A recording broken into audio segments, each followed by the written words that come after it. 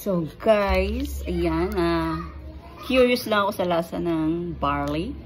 MC barley powdered drink. Yan. So titimplahin ko kung anong lasa, and then i-share ko ang ingay ng aming kapitbahay. So ayan. At tapos ayan, water. Ayan, ganyan lang karami dahil hindi ko alam kung ano ang lasa, and then mix. Hindi ko lasa nito. Ayan. Lalagyan natin ng ice. Ice, baby.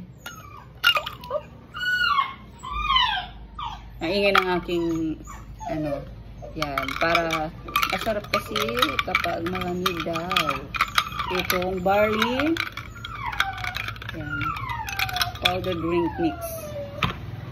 Ito ng hatol. Ang tamis niya. Hindi katulad sa ibang barley na iniinom ko, yung kung natatanda nyo may shinare ako.